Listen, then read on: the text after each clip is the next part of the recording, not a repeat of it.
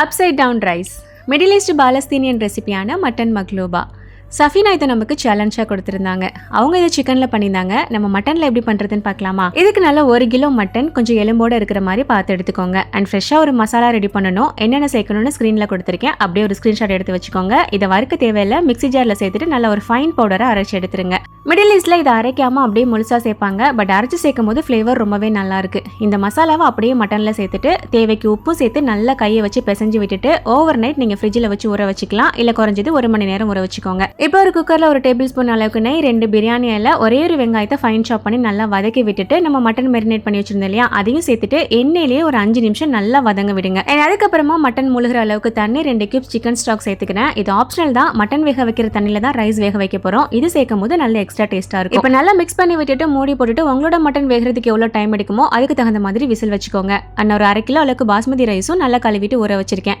And கொஞ்சம் vegetables தேவைப்படும், அதே கட் பண்ணி எடுத்தாச்சு. இதுக்கு கத்திரிக்காய், உருளைக்கிழங்கு, கேரட், குடமிளகா, காலிஃப்ளவர் எல்லாத்தையும் எடுத்துருக்கோம். இந்த மாதிரி காய்கறியை ரவுண்டா நல்ல பெரிய பெரிய பீஸா கட் பண்ணி எடுத்துக்கோங்க.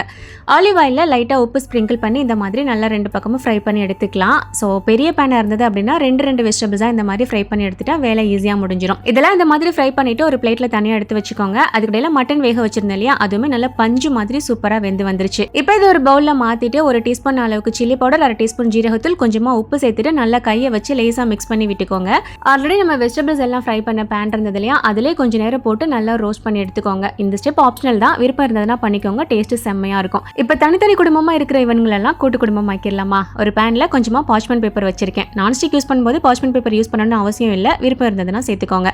இப்போ நம்ம ஃப்ரை பண்ண வெஜிடபிள்ஸ் எல்லாத்தையும் உங்களுக்கு விருப்பமான ஷேப்ல இந்த மாதிரி அடுக்கிக்கோங்க. நடுவில் கொஞ்சமா கறி, மேலே கொஞ்சமா வெஜிடபிள்ஸ் இந்த மாதிரி அடுக்கி எடுத்துக்கோங்க. 1/2 மணி நேரம் நம்ம பாஸ்மதி ரைஸ் ஊற வச்சிருந்தோம் இல்லையா, அதை அப்படியே இந்த மாதிரி மேலே சேர்த்துக்கோங்க. இதுல மெயினான விஷயமே ரைஸை கிளறி விடாம நம்ம வேக வைக்கிறது தான். இப்போ ரைஸ்க்கு மேலே மட்டன் வேக வச்ச தண்ணி சேர்த்துக்கலாம். தண்ணியோட அளவு 1 கப் அரிசிக்கு 1.25 கப் அளவுக்கு இருக்கணும். தண்ணியில உப்பு 1 கல் தூக்கலா இருக்கணும். இப்போ இதுக்கு மேல கொஞ்சமா முழு மல்லியும் பட்டையும் சேர்த்துட்டு மூடி போட்டு சரியா 15 நிமிஷம் மீடியம் ஃப்ளேம்ல வைங்க. மிக்ஸ் பண்ணி விட வேணாம், அப்படியே சூப்பரா வெந்து வரும். இப்போ அரிசி இந்த அளவுக்கு வெந்திருக்கும். மேல கொஞ்சமா குங்குமப்பு சேர்த்துட்டு நம்ம தம் போட போறோம். தம் போடும்போது லோ ஃப்ளேம்ல வச்சு கரெக்டா 15 நிமிஷம் வைங்க. அதுக்கப்புறம் அடுப்பு ஆஃப் பண்ணிட்டு திரும்ப 15 நிமிஷம் வச்சோம் அப்படின்னா ரைஸ் செம்மையா வெந்து வரும். இதுக்கு மந்திக்கு ஒரு சட்னி ரெடி பண்ணுவோம் இல்லையா, அது பண்ணணும்னா சைட் டிஷ்க்கு செம்மையா இருக்கும். 15 நிமிஷம் தம் போட்டுட்டு 15 நிமிஷம் ரெஸ்ட் கொடுத்துட்டு ஓப்பன் பண்ணும்போது ரைஸ் நல்லா போலன்னு ஜம்முன்னு ரெடி ஆகி வந்திருக்கும். இதை பெரிய பிளேட்ல அப்படியே திருப்பி போட்டு அப்சைட் டவுனா தூக்குறது தான் விஷயமே. நான் எக்ஸ்ட்ரா டேஸ்ட்டுக்காக மேலே கொஞ்சமா ஃப்ரைட் ஆனியன் சேர்த்துக்கிறேன். இதுக்கு இவ்வளோ வேலை பார்க்கணுமான்னு யோசிக்காதீங்க. ஃபேமிலிக்காக கொஞ்சம் எக்ஸ்ட்ரா மெனக்கட்டுறதும் ஒரு சாட்டிஸ்ஃபேக்ஷன் தான். இதில் மட்டன், ரைஸ், வெஜிடபிள்ஸ் எல்லாம் சேர்த்து ஒன்னா சாப்பிடும் போது டேஸ்ட்டாக அப்படி இருக்கும். இப்போ நீங்க மட்டன்ல பார்த்துட்டீங்க இல்லையா, இதே சிக்கன்ல ட்ரை பண்ணணும்னா சஃபீனா vlogs வீடியோவில் செக் பண்ணி பாருங்க. Thanks to Safina.